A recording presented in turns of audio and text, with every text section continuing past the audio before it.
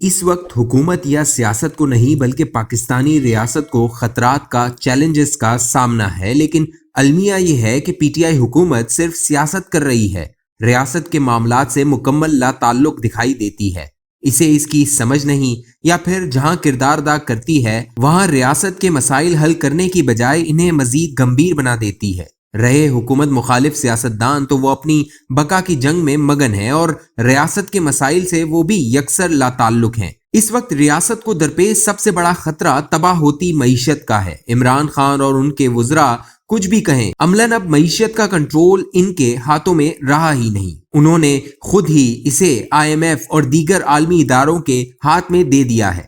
ان کے پاس بہتری کا کوئی خاکہ ہے اور نہ ان حالات سے نکلنے کا کوئی منصوبہ۔ وہ معیشت کو صرف اس حد تک چلا رہے ہیں کہ موجودہ تباہی کو اپنی نہیں بلکہ سابقہ حکومت کے کھاتے میں ڈال سکیں۔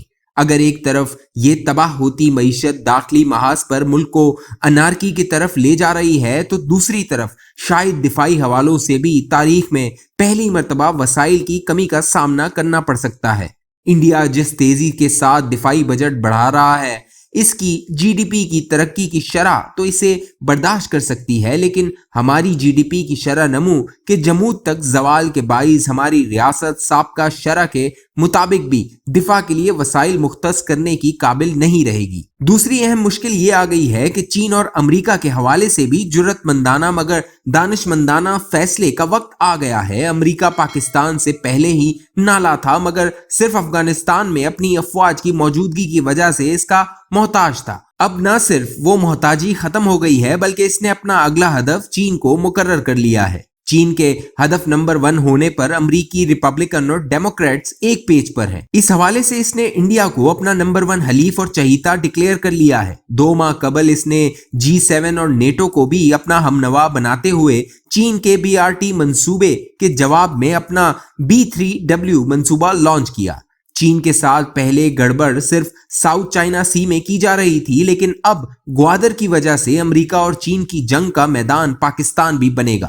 چین نے ہمارے سامنے کوئی لکیر نہیں کھینچی، لیکن امریکہ کے تیور بتا رہے ہیں وہ بہت جلد پاکستان کے سامنے چین اور سی پیک کے حوالے سے لکیر کھینچ دے گا۔ یوں چین کے ساتھ جا کر امریکہ کو ناراض کرنے کی بھی ایک قیمت ہے، اور امریکہ کے ساتھ جا کر چین کو چھوڑنے کی قیمت اس سے کئی گنا بڑھ کر ہے۔ دوسری طرف عمران خان کی حکومت نے گزشتہ 3 سال میں چین کو حد درجہ ناراض اور بدگمان کر دیا ہے۔ سی پیک پر کام عملاً رک گیا ہے۔ چین موجودہ سیٹ اپ کے ساتھ بس وقت گزار رہا ہے۔ اس دوران اسٹیبلشمنٹ نے چین کو راضی کرنے کا ٹاسک عمران خان کو سونپا تھا اور امریکہ کو راضی کرنے کی ذمہ داری خود اٹھائی تھی۔ عمران خان نے چین کے اعتماد کو تو رتی بھر بحال نہیں کیا، لیکن اس چکر میں طالبان کے حق میں یا پھر اسامہ بن لادن وغیرہ سے متعلق ایسے الٹے سیدھے بیانات دیے کہ اسٹیبلشمنٹ کے امریکہ کو راضی کرنے کے کام کو بھی مشکل بنا دیا۔ اس تناظر میں یہ پاکستان کی سفارتی تاریخ کا ایک مشکل اور دور رس نتائج کا حامل فیصلہ ہوگا جو اس ریاست کے مستقبل میں کلیدی کردار ادا کرے گا۔ اب ظاہر ہے یہ مشکل فیصلہ بھی عمران خان کی حکومت کر سکتی ہے اور نہ اس فیصلے کو ان پر چھوڑا جا سکتا ہے۔ تیسرا مشکل فیصلہ ہندوستان سے متعلق ہے۔ اس وقت پاکستان جن حالات سے گزر رہا ہے ان کا تقاضا ہے کہ یہ ریاست جیو اسٹریٹجک سے جیو اکنامکس کو اپنی ترجیح بنا لے۔ ظاہر ہے اس میں پہلا ایشو ہندوستان کا آتا ہے۔ المیہ یہ ہے کہ ایک تو تازہ ڈونلڈ ٹرمپ پر تکیہ اور نریندر مودی پر اعتماد کر کے موجودہ سیٹ اپ نے ہندوستان کو مقبوضہ کشمیر ہڑپ کرنے کا موقع فراہم کیا۔ نواز شریف کی دشمنی میں ہوش کے بجائے معاملے کو جذباتی بنانے میں خود عمران خان اور ان کے لانے والوں نے بھی بڑا کردار ادا کیا۔ یوں معیشت اور خطے کے حالات کا تقاضا یہ ہے کہ ہندوستان کے ساتھ تعلق سے متعلق بھی جرأت مندانہ فیصلے کیے جائیں، اور ظاہر ہے کہ یہ فیصلہ بھی عمران خان کی حکومت کبھی نہیں کر سکتی، بلکہ اگر اسٹیبلشمنٹ اس حوالے سے کوئی رستہ ہموار کرنے کی کوشش کرتی ہے تو ذاتی حصار میں بند عمران خان صاحب اس کو سبوتاج کر دیتے ہیں۔ عمران خان اور ہمارے ملک کے دائیں بازو کے لوگ جشن منا رہے تھے کہ افغانستان سے امریکی انخلا نے پاکستان کے مسائل حل کر دیے ہیں، لیکن جاننے والے جانتے ہیں کہ معاملہ پاکستان کے لیے سنگین ہو گیا ہے۔ معاشی تباہی کے دہانے پر کھڑا طالبان کا افغانستان اب پاکستان کے لیے درد سر بن گیا ہے۔ ان کے اقدامات کے لیے باسپرس بھی پاکستان سے کی جا رہی ہے۔ امریکہ اور یورپ تو کیا روس اور چین بھی ان کی حکومت کو تسلیم کرنے کو تیار نہیں۔ ادھر ٹی ٹی پی کا معاملہ بھی سنگین ہو کر الجھتا جا رہا ہے۔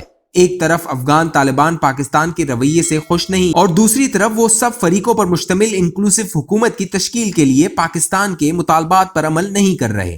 یوں افغانستان اب پاکستان کے لیے پہلے سے بھی بڑا چیلنج بن گیا ہے، جو جرات مندانہ مگر دانشمندانہ فیصلوں اور اقدامات کا تقاضا کرتا ہے، لیکن یہ فیصلے بھی عمران خان کی حکومت کر سکتی ہے اور نہ اسے اس کی سمجھ ہے۔ پاکستانی ریاست کے کچھ دائمی مسئلے اور فالٹ لائنز ہیں، مثلا بلوچستان، گلگت بلتستان، قبائلی اضلاع اور آزاد کشمیر وغیرہ۔ اندازہ اس سے لگا لیجئے کہ گوادر میں ہزاروں مرد و خواتین کے دھرنے کو 3 ہفتے ہو گئے، لیکن انہوں نے اب آ کر صرف زبانی نوٹس لیا، اور ہم جانتے ہیں کہ اس طرح کے معاملات میں ان کا نوٹس لینا ایک ٹویٹ تک محدود ہوتا ہے۔